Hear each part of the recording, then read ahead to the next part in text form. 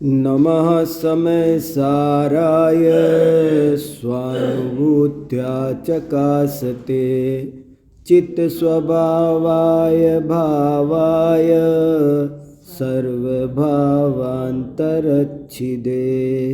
सर्वभावान्तरच्छिदे।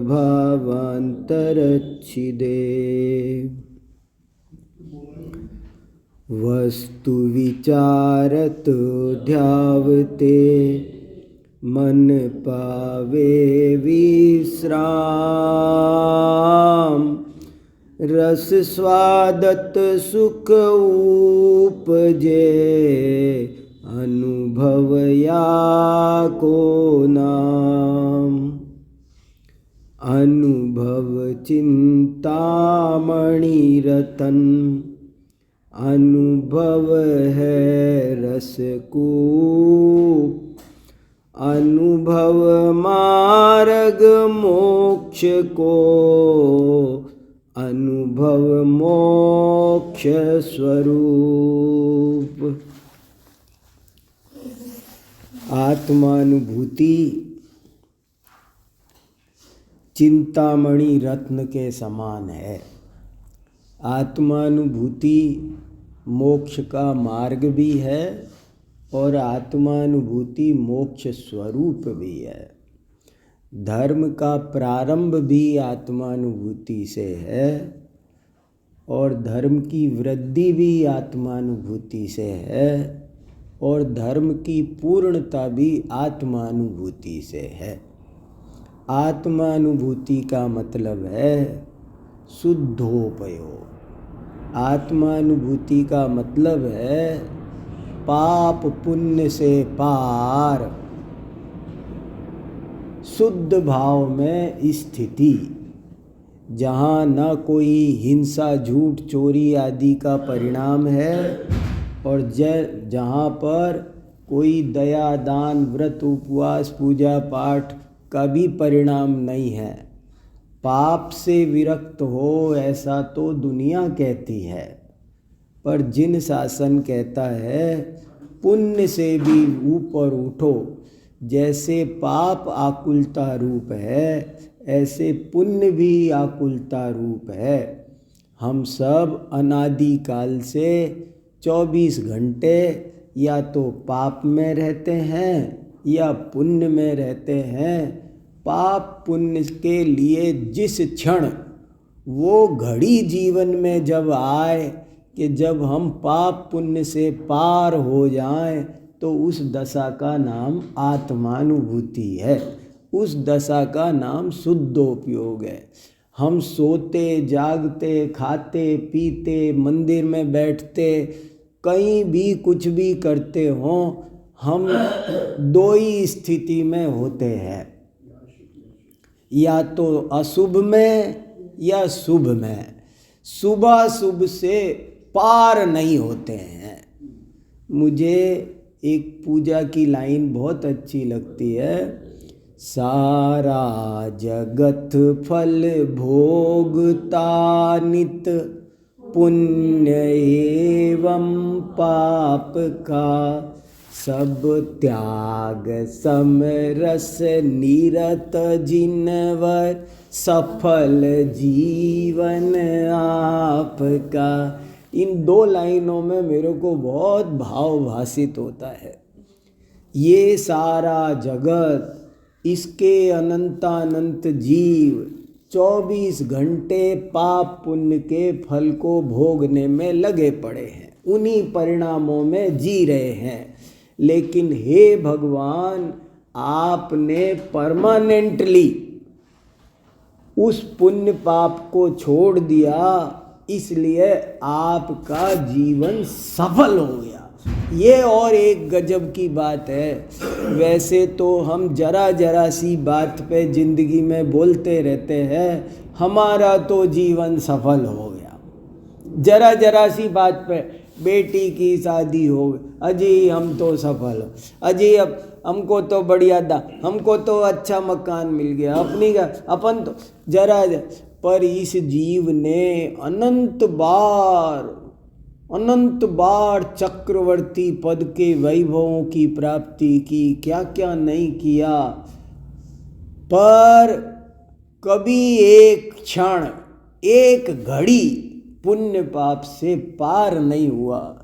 आज हमको बेसब्री से उसका इंतजार करना है, उसका उद्यम करना है, नहीं तो जीवन निष्फल है।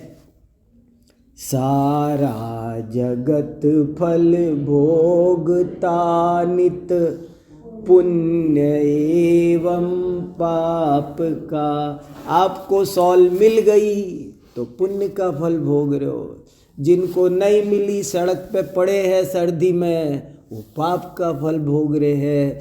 लेकिन उसमें राग द्वेष न किया जाए और उन दोनों के ऊपर उठ जाया जाए तो उस दशा का नाम आत्मानुभूति है। ये भाग्यशाली किसी विरले जीव को जीवन में प्रकट होती है, ये बहुत दुर्लभ है। ये सब बातें सही है, लेकिन ये जरूरी भी है। इसके बिना धर्म की शुरुआत होती नहीं है। हम कई बार पाप से हटकर पुण्य में आ गए सो तो ठीक, हमको उसके अनुकूल ये जिनवाणी के संयोग आदि प्राप्त हो गए, ये भी ठीक, लेकिन शुद्धोपयोग हुए बिना सम्यक दर्शन की प्राप्ति नहीं होती। शुद्धोपयोगा भावे दर्शन मोहस्य क्षयम क्षयोपशमम वा न भवति। साफ साफ आचार्यों ने लिखा है। हमको व्यवहार सम्यक दर्शन अनेक बार प्राप्त हुआ। ये गजब की बात सुनो हमको व्यवहार सम्यक दर्शन की प्राप्ति भी, व्यवहार सम्यक दर्शन की प्राप्ति माने देव शास्त्र गुरु की श्रद्धा, कुगुरु कुदेव का त्याग। ऐसा तो हम धर्मात्मा अनेक बार बने, वे तो बहुत पापी है जो अभी यहाँ भी नहीं पहुँचे। जो कुगुरु कुदेव में है, जिनको अभी सच्चे देव शास्त्र गुरु की श्रद्धा नहीं हुई, वे तो बहुत दूर है। लेकिन हम तो अनेक बार यहाँ तक तो आए, लेकिन किनारे पे आकर भी हम उस अमृत का पान नहीं कर सके जिसको सचमुच धर्म कहते हैं। इसलिए अपन इस बात पर थोड़ा गहराई से चिंतन कर रहे हैं कि ये आत्मानुभूति क्या होती है, कैसे होती है। और यहाँ आपके साथ तो हफ्ते में 1 घंटे बैठ रहा हूँ, मेरे तो 24 घंटे इस समय यही विषय चल रहा है, इसी का पुरुषार्थ चलता है। मैं एक दिन आपसे भी चर्चा करूँगा, आप सबको भी बताना है कि इस दिशा में अब आप क्या कर रहे हो, मुझे ये भी पूछना है। क्योंकि अपन सब साधर्मी है ना, क्या पता मेरी कमी आप निकालोगे, आपकी कमी मैं निकालूंगा। ऐसे करके अपन मिलजुल करके ये जो अपना एम बनाया है कि इस जीवन में शीघ्र आत्मानुभव की प्राप्ति होनी चाहिए, इसके बिना सब जीरो है, सब जीरो है। हमको समस्त पुण्य पाप के भावों से रुचि हट जानी चाहिए। कितना भी बढ़िया पुण्य का परिणाम आए, सोचो ये मुझे नहीं चाहिए, ये आकुलता रूप है। जैसे होता है ना, बच्चा किसी चीज को मांगता है, आप नहीं देते हो और उसकी जगह दूसरे ऑप्शन पकड़ाते हो, कहता है नहीं चाहिए नहीं चाहिए नहीं चाहिए। उससे बड़ा देते हैं, बोले नहीं चाहिए वही चाहिए। बस ऐसे पहली बात तो तीव्र इच्छा चाहिए, जिसको आत्मानुभूति की तीव्र अभिलाषा होगी, जिसे उसके अलावा कुछ नहीं चाहिए। तराजू के 2 पलड़ों में एक पलड़े में सब कुछ रख दो और दूसरे पलड़े में आत्मानुभूति रख दो। ऐसी प्रबल भावना जिसकी होगी, उसे आत्मानुभूति की प्राप्ति होगी। और जो और कहीं सेटिस्फाई हो जाएगा उसको आत्मानुभूति की प्राप्ति होने वाली नहीं है। हाँ भाई साहब बताओ। एक तरफ तो ये कह रहा है कि इच्छा तीन होनी चाहिए। हाँ, दूसरी तरफ कह रहे हैं इच्छा में रस सफा। ये गजब की बात है। मैं खुद बार बार कह रहा हूँ, देखो बहुत अच्छे से बड़ा अच्छा प्रश्न पूछा है। आत्मानुभूति की इच्छा होनी चाहिए ऐसे कहा, और पहले एक दिन मैंने ही कहा है कि आत्मानुभूति की भी जब इच्छा नहीं हो तब आत्मानुभूति होती है। बहुत महत्वपूर्ण विषय है, चिंतन करने योग्य है। पहले अनादि काल से पाप पुण्य की अभिलाषा में जीवन चल रहा है। वो पाप पुण्य की अभिलाषा कटती नहीं है, उसको काटने के लिए अगर कोई चीज चाहिए तो आत्मानुभूति चाहिए। आत्मानुभूति की प्रबल इच्छा प्रथम जगाई जाती है। सुनना सुमत जी, बहुत इंपॉर्टेंट बात। आत्मानुभूति की इच्छा प्रथम जगाई जाती है, लेकिन जब तक उस आत्मानुभूति की इच्छा रहती है तब तक वो आत्मानुभूति नहीं होती है। आत्मा का स्वरूप समझ में आता है तब लगता है मैं वो त्रिकाली ध्रुव आत्मा हूँ, मैं वो परम पारिणामिक भाव हूँ कि जिसके आगे इस आत्मानुभूति रूपी पर्याय की भी कोई कीमत नहीं है। जैसे लिखा है जिनवाणी में, केवल ज्ञान किसे कहते हैं? तो बोले यदर्थम केवंते सेवंते योगिनः, कि जिसके लिए बड़े बड़े मुनिराज साधना करते हैं उसे केवल ज्ञान कहते हैं। ये केवल ज्ञान की परिभाषा कर रखी है कि जिसको बड़े बड़े योगी चाहते हैं, जिसके लिए महातप करते हैं कंदराओं में जा कर के, वो उसे केवल ज्ञान कहते हैं। लेकिन ये बताओ, मैं कहता रहता हूँ महावीर भगवान को जिस दिन केवल ज्ञान हुआ, वैशाख शुक्ला दशमी को, उस दिन कोई सुबह सुबह जाकर उनसे पूछता महाराज आपको केवल ज्ञान चाहिए, तो क्या कहते? मैं क्या करूँगा केवल ज्ञान का, मैं तो केवल ज्ञान जैसी अनंत पर्यायों का भंडार हूँ। ऐसा जब केवल ज्ञान की भी भावना छूट जाती है तब केवल ज्ञान प्राप्त होता है। शुरू में आत्मानुभूति की इच्छा का उपदेश है ताकि हमारी अन्य जगत की अनंत इच्छाओं का अभाव। मैं एक उदाहरण ऐसे देता रहता हूँ। एक हॉल में बाहर गार्ड खड़ा था, किसी को अंदर नहीं जाना है, उसके लिए गार्ड खड़ा था। लेकिन एक आदमी जबरदस्ती पता नहीं कहाँ से घुस गया अंदर, और वो गार्ड कह रहे तुम अंदर क्यों गए, बोर्ड लगा है, मैं मना कर रहा हूँ, फिर भी भाग गए तुम, निकलो बाहर। फिर भी वो नहीं निकल रहा। सुना नहीं तुमने इसके अंदर कोई नहीं जा सकता, तो निकलो बाहर। वो नहीं निकल रहा। फिर वो खुद अंदर गया, कह रहा है यहाँ कोई नहीं आ सकता, निकलो। तो वो कह रहा है आदमी तुम क्यों आए, तुम क्यों आए? तो वो क्या उत्तर देगा?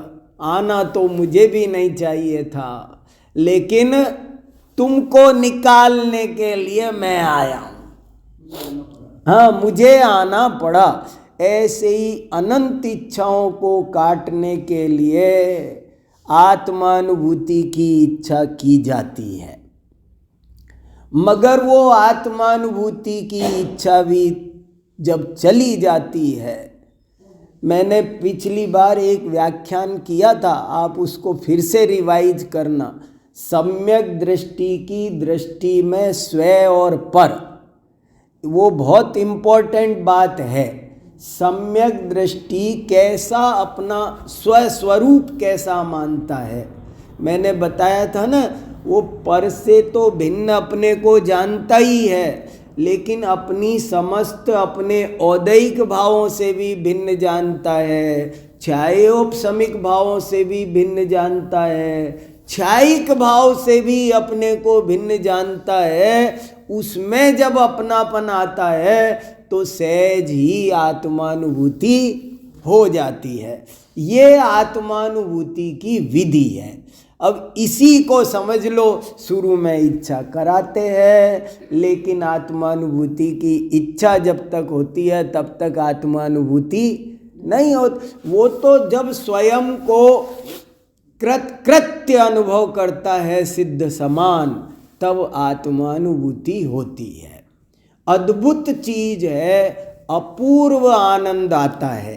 शास्त्र में कैसा आनंद आता है, इस आनंद पर भी ये सब स्वरूप समझना चाहिए। कैसा आनंद आता है, कैसे होती है आत्मानुभूति, क्या होता है?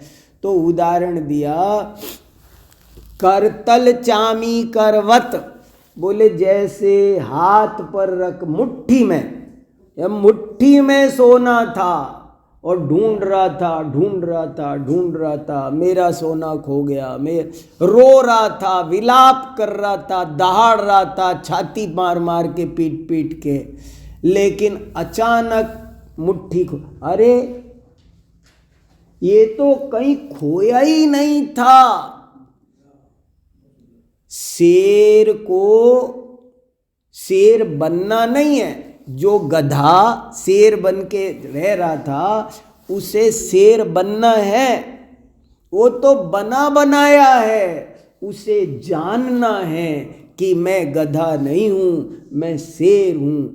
ऐसे ही आत्मानुभूति होने पर अपार आनंद की अनुभूति होती है, क्योंकि अभी पर्याय पर दृष्टि होने के कारण ये अपने आप को क्षणिक समझता है। पर्याय में पामरता है, पर्याय में अल्पता है, क्षणिकता है, पर्याय में बहुत झंझट है, विकल्प है, आकुलता है, इसलिए अपने को उस रूप देखता है तो विलाप करता है, अनंत दुखी होता है। और जब पर्यायों के पार द्रव्य दृष्टि होती है तो उसे अपूर्व आनंद आता है, और वो आनंद उसे बाद में भी नाना प्रकार के विकल्प पैदा होने पर भी, नाना प्रकार के दुख होने पर भी वैसा दुख नहीं होता है। एक और बहुत इंपॉर्टेंट उदाहरण सुनो आप, बहुत काम का उदाहरण देता हूं। एक गरीब आदमी था और एक अमीर आदमी था, दोनों रास्ते में लुट गए। पुराने जमाने की बात है, आप ऐसा समझो, लोग पैदल जाते थे, जंगलों में जाते थे, तो एक गरीब आदमी गुजर रहा था, लुटेरों ने उसे भी लूट लिया। थोड़ी देर बाद पीछे से वो अमीर आदमी गुजरा, उसके भी बैग वैग दे दो, उतारो अंगूठी फंगूठी, वो भी सब लूट गया। अब गरीब आदमी हाय मैं बर्बाद हो गया, क्या बोल रहा है? हाय मैं बर्बाद हो गया। सामान पूरा का पूरा अमीर का भी लूटा है, उसकी भी अटैची छीन ली, सब कुछ छीन लिया, लेकिन अमीर ये नहीं बोल रहा कि हाय मैं बर्बाद हो गया। क्यों? वो जानता है कि मेरे पास जो संपदा है उसका आज 0.1% भी नहीं लुटा है। मैं उस संपदा का मालिक हूं, मेरी अभी वापस जाऊंगा। एक की जगह 10 अंगूठियां हैं घर पर, कितना सामान भरा पड़ा है, एक कोट छीना है, वहां 10 कोट टंगे हुए हैं, अपरंपार वही। जैसे बहुत इंपॉर्टेंट उदाहरण है, मैं बहुत सोच के ढूंढ के तैयार करके लाया हूं। आत्मानुभूति में कैसा आनंद आता है ये समझाने के लिए। गरीब आदमी लुटा है तो वो क्या बोल रहा है? हाय मैं बर्बाद हो गया। और अमीर क्या बोल रहा है? उसकी क्या स्थिति है? अमीर को जैसे लुटते पिटते हुए भी पूरा लुट गया है, लुट रहा है, लेकिन लुटते समय भी कहो वही आगे से निकाल निकाल के दे दे, ले भाई साहब इस जेब में भी है, इधर का नहीं निकाला। मगर देते हुए भी जैसे उसके अंदर अमीरी की धारा बहती है और उसे ये नहीं लगता कि मैं लुट गया, पिट गया, मैं बर्बाद हो गया। ऐसे ही जब हमारी द्रव्य, सुनना एक एक शब्द, ऐसे ही जब हमारी द्रव्य दृष्टि होती है, जब हमारी त्रिकाली परम पारिणामिक भाव में अहम बुद्धि आती है, तो पर्याय की आकुलता का कोई मूल्य नहीं बचता। ये पर्याय आई है चली जाएगी, इसमें क्या है। जैसे अपन दुनिया में भी किसी को समझाते हैं ना, दुख आया है जाएगा भी, घबरा क्यों रहे हो, रात आई है सुबह भी आई। ये कहता है मैं वो परम तत्व हूँ जिसमें ये चीजें बिल्कुल प्रभावित नहीं करती है, जिसको ऐसी द्रव्य दृष्टि हो जाती है, तब सम्य उसका, उस द्रव्य दृष्टि का नाम सम्यक दर्शन है। द्रव्य दृष्टि होती नहीं पर, हाँ ये पर ये, हाँ भाई साहब, आज से 12 साल पहले मेरे को बड़ा नुकसान हो गया था। हाँ भाई जी मिले, मुझसे कहने लगे हाँ जी ये आपका लेखन जोगा लिखा हुआ था, हाँ परेशान मत है। हो। उस दिन से मेरे तो लेखन जोगा लिखा हुआ था मेरा, ये तो दिमाग से मेरी बात निकल गई। गरीब भी लुटता है। अब इसको घटाओ, गरीब माने अज्ञानी, अमीर माने ज्ञानी। गरीब लुटता है तो बर्बाद हो गया समझता है, ऐसे ही अज्ञानी जरा कुछ होता है पर्याय में तो अपने को बर्बाद समझता है, और ज्ञानी पर्याय में तूफान भी आए तो जानता है। जैसे समझदार लोग, इसमें कितने अच्छे अच्छे उदाहरण दिए, समुद्र में तूफान भी आए तो समझदार लोग जानते हैं अरे कुछ नहीं, फालतू उबल रहा है, कुछ नहीं है, 100 ग्राम पानी बढ़ा नहीं है। ऐसे द्रव्य दृष्टि का नाम ही आत्मानुभूति है। अनादि काल से जीव को पर्याय दृष्टि है, उसके कारण अनंत आकुलता है, उतना ही अपने को मानता है ये मिथ्यात्व है, उतना ही अपने को जानता है ये मिथ्या ज्ञान है, उसी के अनुसार आचरण करता है ये मिथ्या चारित्र है।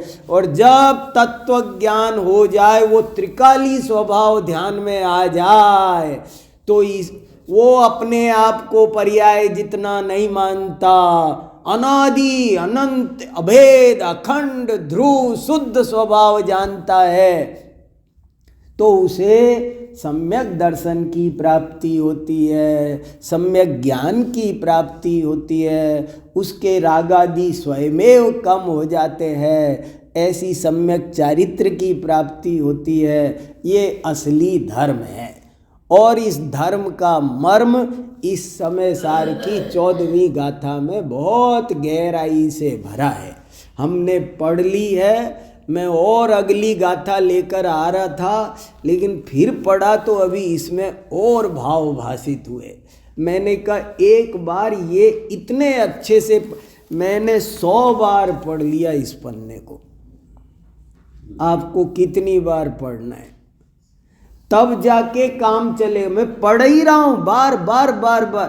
रात को मेरे लेटे लेटे में बगल में रहा, मैंने कहा देखना फिर देखना। ऐसे इसको अच्छे से समझना है।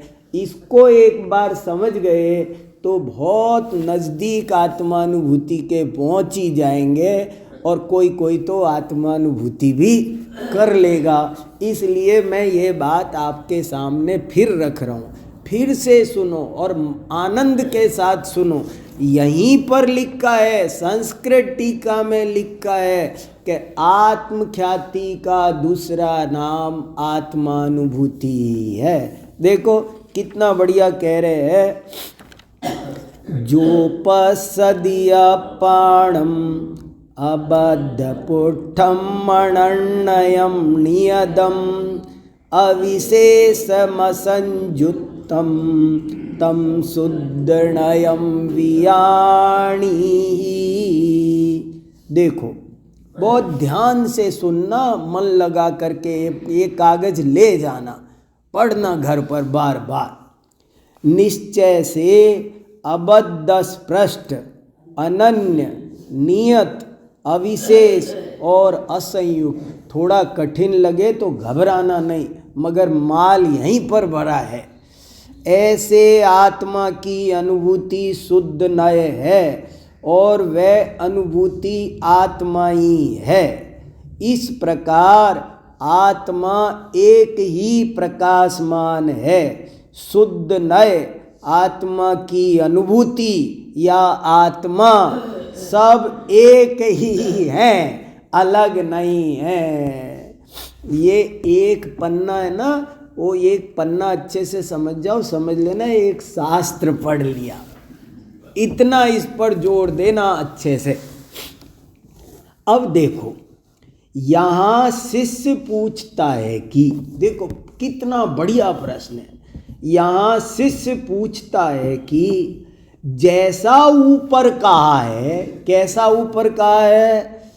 बिल्कुल अबद्ध स्पष्ट अनन्य नियत एक रूप सामान्य त्रिकाली ध्रुव, उसकी जैसा ऊपर कहा है वैसे आत्मा की अनुभूति कैसे हो सकती है? प्रश्न पूछ रहा है, कैसे हो सकती है?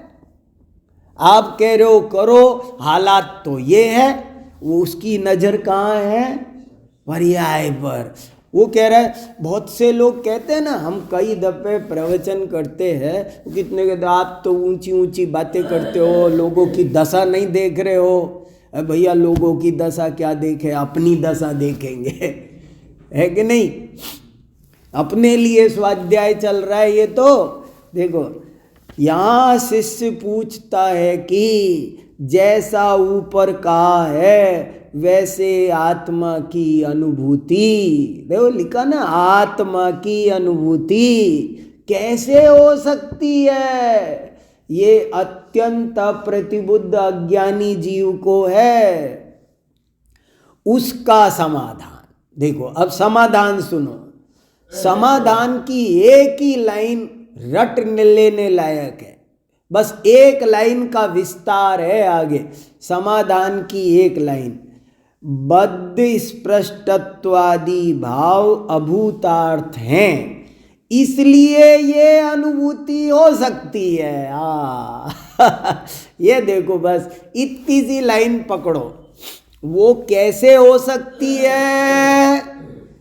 ऐसे हो, इसलिए हो सकती है क्योंकि बद्ध स्पृष्टत्वादि भाव अभूतार्थ है। ये क्या बद्ध स्पृष्ट, इनको पढ़ सोच सोच के इनको रट लो, इनके संस्कार डालो, इन शब्दों में आनंद लेने लगो। बद्ध स्पृष्ट, बद्ध माने बंधा हुआ, स्पृष्ट माने छुला हुआ, और अबद्ध स्पृष्ट माने ना बंधा है ना छुला है। ऐसा और ऐसे 5 बोल है इसमें, बहुत ही गहरी बात है। पढ़ते हैं, देखो।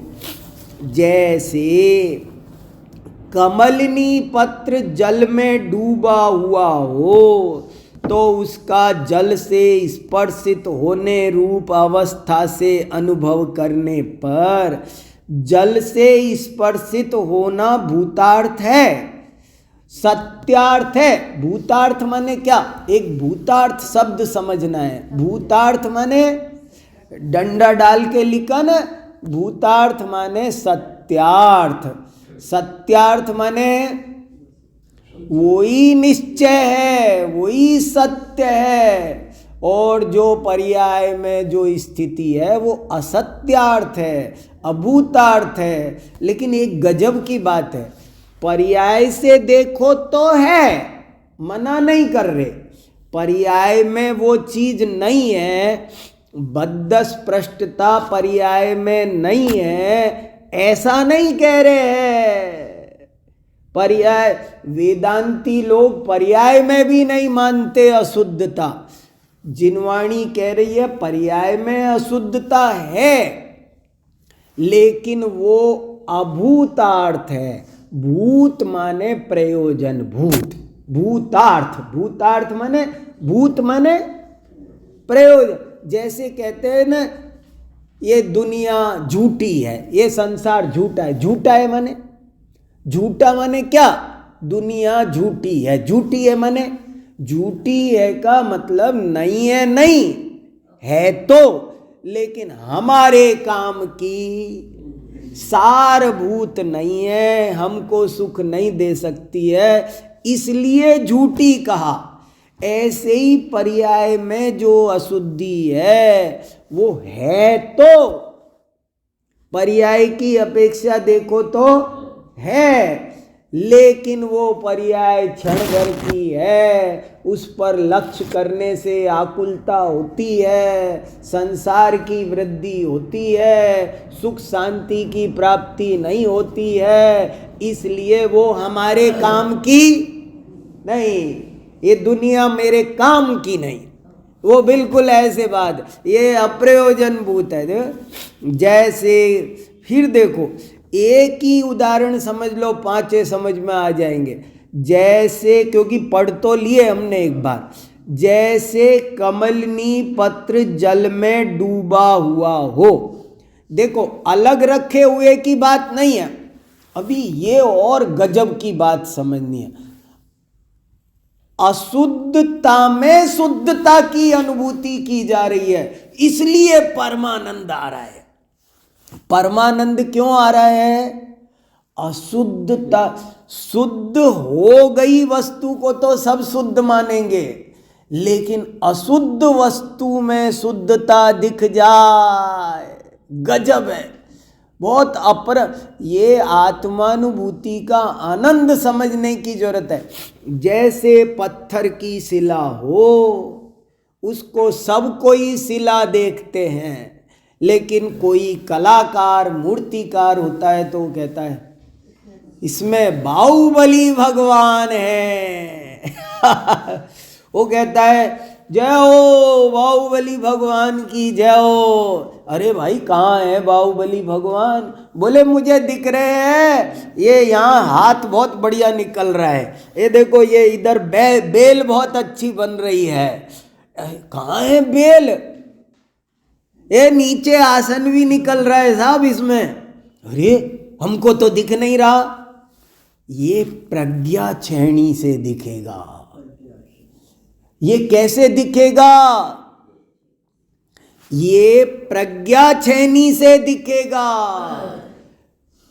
एक छोटा बच्चा पैदा होता है, माँ बाप उसको जवान देख लेते हैं। देख लेते हैं कि नहीं देख लेते हैं? एक छोटा बच्चा पे जन्म हुआ और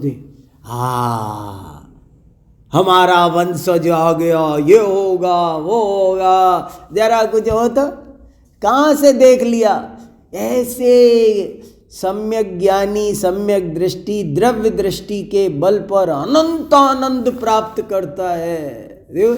कमलनी पत्र जल में डूबा हुआ हो तो उसका जल से स्पर्शित होने रूप अवस्था से अनुभव करने पर, देखो दो तरह से अनुभव किया जा रहा है, एक ही चीज का दो तरह से अनुभव किया। कमलनी पत्र जल में पड़ा है, अब उसका जल के स्वभाव जल के संयोगों में देखोगे तो पानी में पड़ा है, ये बात सही है। जल से स्पर्शित होने रूप अवस्था से अनुभव करने पर जल से स्पर्शित होना भूतार्थ है, सत्यार्थ है। तथापि जल से किंचित मात्र भी ना स्पर्शित होने योग्य वो कमलनी का पत्ता जो पानी में पड़ा है, उसमें एक योग्यता ऐसी है कि वो किंचित मात्र भी, देखो तो सही, जोर देखो, आचार्य का जोर देखो। मैं इसलिए पढ़ा रहा हूं, उस दिन तो हम पूरा पढ़ गए और 5 उदाहरणों को याद कराने में ही वक्त लग गया, लेकिन इसका एक एक शब्द पर ध्यान नहीं गया। देखो, तथापि है, तथापि फिर भी मान लिया कि वो कमलनी पत्र जल में पड़ा है, सुन ली तेरी बात, लेकिन फिर भी जल से किंचित मात्र भी ना स्पर्शित होने योग्य कमलनी पत्र के स्वभाव के समीप जाकर अनुभव करने पर जल से स्पर्शित होना अभूतार्थ है, असत्यार्थ है। इसी प्रकार अनादि काल से बंधे हुए आत्मा का पुद्गल कर्मों से बंधने, स्पर्शित होने रूप अवस्था से अनुभव करने पर बद्ध स्पृष्टता भूतार्थ है, सत्यार्थ है। तथापि पुद्गल से किंचित मात्र भी स्पर्शित ना होने योग्य आत्म स्वभाव के समीप जाकर अनुभव करने पर बद्ध स्पृष्टता अभूतार्थ है, असत्यार्थ है। ये अगर 5 लाइन समझ में आ गई ना तो कमाल हो जाएगा, क्रांति हो जाएगी। एक पर्याय दृष्टि है, एक द्रव्य दृष्टि है। पर्याय दृष्टि में आकुलता है, द्रव्य दृष्टि में निराकुलता है। सामान्य का आविर्भाव जब हो, शुद्धने से वस्तु को देखा जाए, तब आत्मा की अनुभूति होती है। ये अपूर्व आनंद आता है।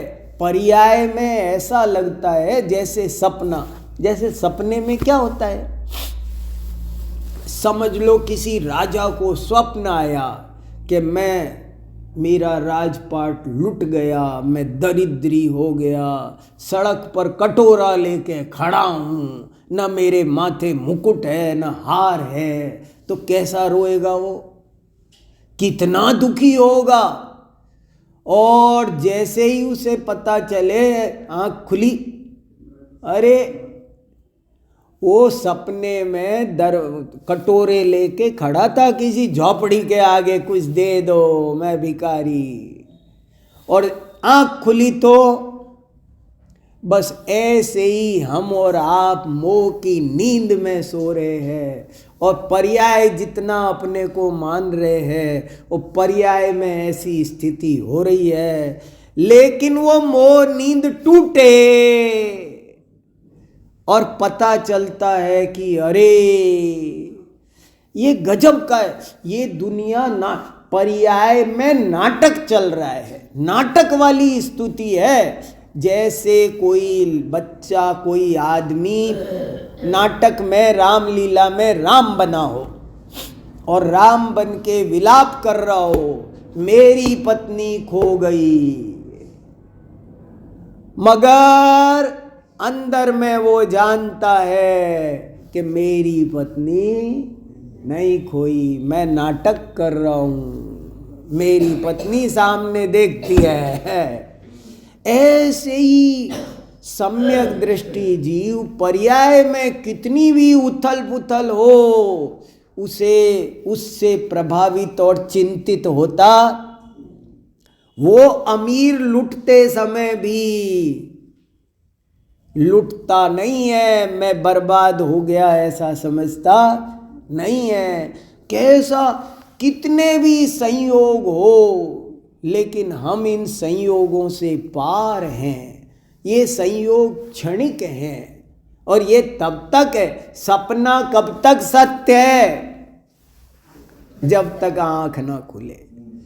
तो देखो पहले बोल में हमें सारे कर्मों से, देखो पुद्गल कर्मों से हम बंधे हैं क्या? पुद्गल कर्मों ने हमको छुआ है?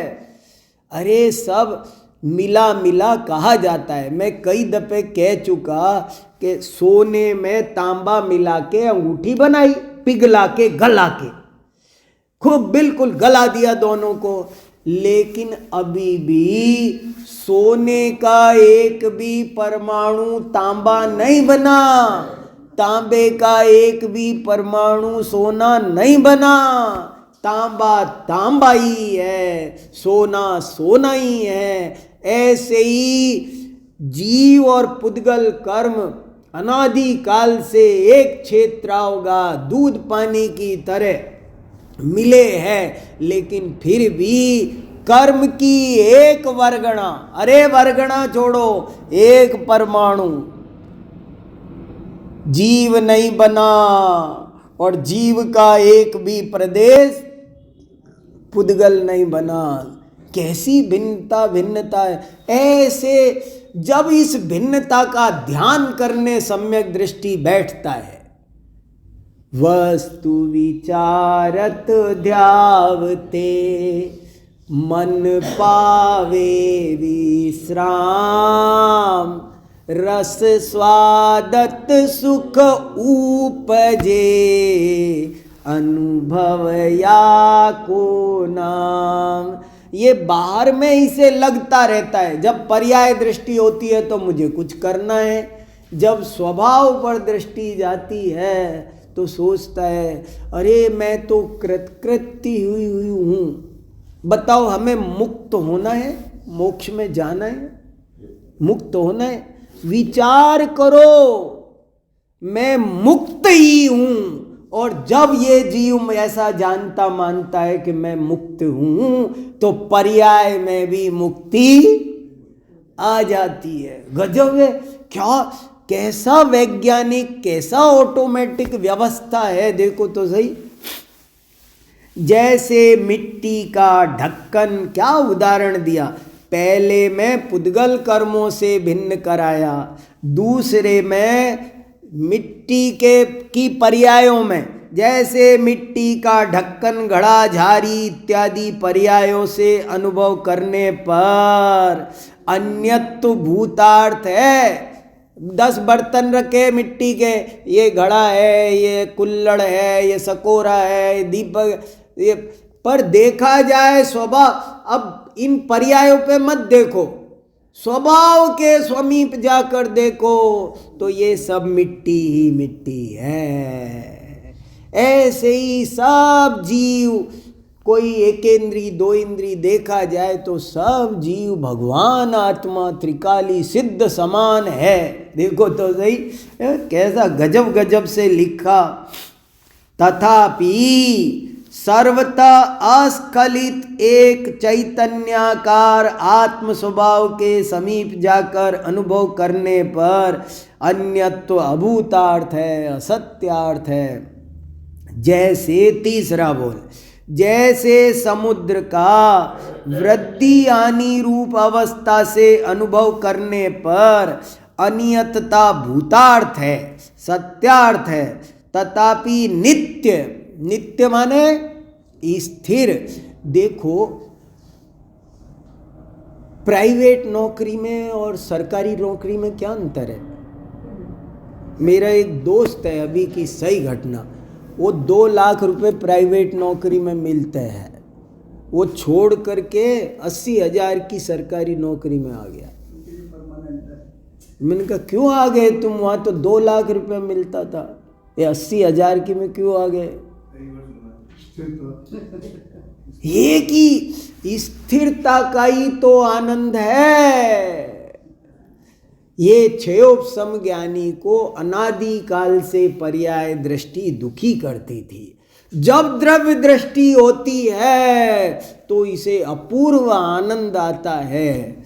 ये बात अलग है कि बाद में जब केवल ज्ञान हो जाता है तो द्रव्य दृष्टि पर्याय दृष्टि दोनों का ज्ञाता मात्र रहता है। फिर उसको कोई अभी आज की दशा में पर्याय दृष्टि दुख देती है और द्रव्य दृष्टि सुख देती है, और बाद में ज्ञानी हो जाए तो पक्षातिक्रांत हो जाए। पर्याय का स्वरूप जानने से दुख नहीं होता है, पर्याय वस्तु का स्वरूप है, लेकिन आज तक हमको पर्याय दृष्टि ही रही है। इसलिए जब द्रव्य दृष्टि होती है एकाएक तो अभूतपूर्व आनंद की अनुभूति होती है। अरे मैंने क्या समझा था, जैसे बहुत उदाहरण आते हैं ना कि एक आदमी रिक्शा चलाता था किराए का, बहुत बड़ी मुश्किल रोटी कमाता था, और उसको एक दिन एकाएक पता चलता है कि मैं तो अरबपति बाप का बेटा हूँ और मेरे नाम तो वो मकान है और अरबों रुपए की एफडी बैंक में रखी है।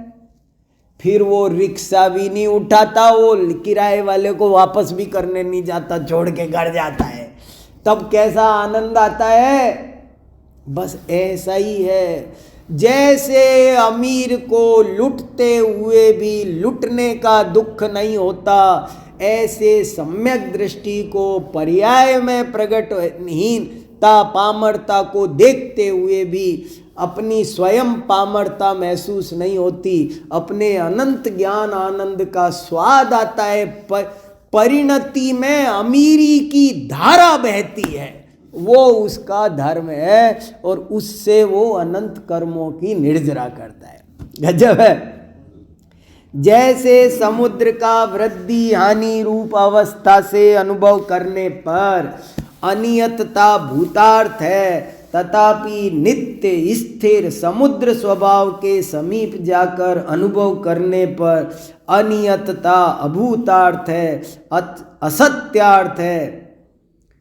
इसी प्रकार देखो, समुद्र घट रहा बढ़ रहा है क्या? तू देखे तो घट बढ़ रहा है, ये भी बात सही है। चतुर्दशी जैसा आज नहीं है।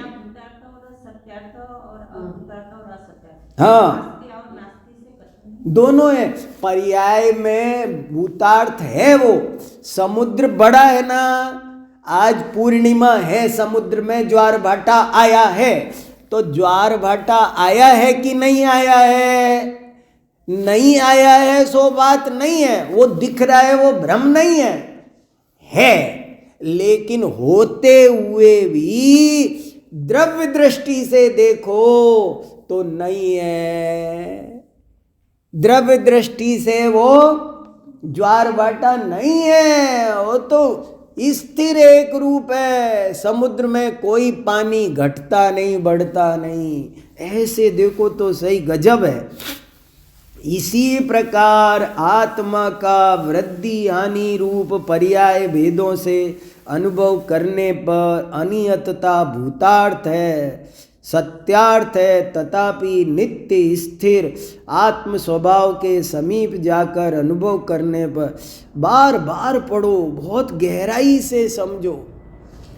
चौथा बोल, जैसे सोने का चिकनापन, पीलापन, भारीपन इत्यादि गुणरूप भेदों, कितना अनंत उपकार किया है 5 उदाहरण देकर के। गुण भेद से भी गुण भेद पर दृष्टि जाती है तो विकल्प पैदा होता है। संयोगों से पार चलो, पर्यायों से पार चलो, अनियतता से पार चलो, और गुण भेदों से भी पार चलो। आत्मा का देखो, जैसे सोने का चिकनापन, पीलापन, भारीपन इत्यादि गुणरूप भेदों से अनुभव करने पर विशेषता भूतार्थ है, सत्यार्थ है, तथापि जिसमें सर्व विशेष विलय हो गए हैं, ऐसे सुवर्ण स्वभाव के समीप जाकर अनुभव करने पर विशेषता अभूतार्थ है, असत्यार्थ है। इसी प्रकार आत्मा का ज्ञान दर्शन आदि गुणरूप भेदों से अनुभव करने पर विशेषता भूतार्थ है, सत्यार्थ है। तथापि जिसमें सर्व विशेष विलय हो गए हैं, ऐसे आत्म स्वभाव के समीप जाकर अनुभव करने पर विशेषता अभूतार्थ है, असत्यार्थ है, गुण भेद से भिन्न। और देखो 5वां बोल भी पढ़ते हैं, समय हो रहा है ना। जैसे जल का अग्नि जिसका निमित्त है, ऐसी उष्णता के साथ संयुक्तता रूप तप्तता रूप अवस्था से अनुभव करने पर उष्णता रूप संयुक्तता भूतार्थ है, सत्यार्थ है। तथापि एकांत शीतलता रूप जल स्वभाव के समीप जाकर अनुभव करने पर संयुक्तता अभूतार्थ है, असत्यार्थ है। इसी प्रकार आत्मा का कर्म जिसका निमित्त है, ऐसे मोह के साथ संयुक्तता रूप अवस्था से अनुभव करने पर संयुक्तता भूतार्थ है, सत्यार्थ है। तथापि जो स्वयं एकांत जो स्वयं एकांत अकेला बोध रूप है, ऐसे जीव स्वभाव के समीप जाकर अनुभव करने पर संयुक्तता अभूतार्थ है, असत्यार्थ। गर्म पानी गर्म है कि नहीं, पर्याय दृष्टि से देखो तो गर्म है, मना नहीं कर रहे। पर्याय दृष्टि से भी गर्म नहीं मानो तो वेदांती होने का प्रसंग आए, जैन नहीं बचोगे। पर्याय में गर्म है, लेकिन पर्याय में गर्म होते समय भी उसी समय स्वभाव से देखा जाए, उसी समय गर्म पानी को शीतल अनुभव किया जा सकता है कि नहीं। समुद्र में पड़े हुए कमलनी के पत्ते को पानी से भिन्न महसूस अनुभव किया जा सकता है कि नहीं। पत्थर को शिला देखी जा सकती है कि नहीं। 10 गहनों में सिर्फ सोने की अनुभूति की जा सकती। सेठ जी आनंद ले रहे हैं, बहुओं के पास तरह तरह के गहने हैं। सेठ जी कह रहे मेरे पास 5 किलो सोना है, 5 किलो सोने का आनंद आ रहा है सेठ जी को। सेठ जी, एक बहू कह रही मैं अंगूठी तुड़वा के कंगन बनवाए, बेटा तेरे मन में आए जो कर ले। मेरे तो गजब बात है, मैं क्या बोलूं, मेरे पास शब्द नहीं है, लेकिन मुझे इतना कहना है, आप इस पन्ने को घर ले जाओ और कम से कम 100 बार पढ़ो। और इसमें बहुत माल भरा है, कम से कम 100 बार पढ़ना। ये आसान नहीं है। आपने ये पढ़ लिया तो समझना आपने पूरा समय सार पढ़ लिया, पूरे शास्त्र पढ़ लिए। ये आसान काम नहीं है, लेकिन इस पर सोचना, शांति से मंथन करना, बैठ जाना पर्वत की तरह, घंटे 2 घंटे बीत जाना, चिंता मत करना, लेकिन इस पर विचार करना।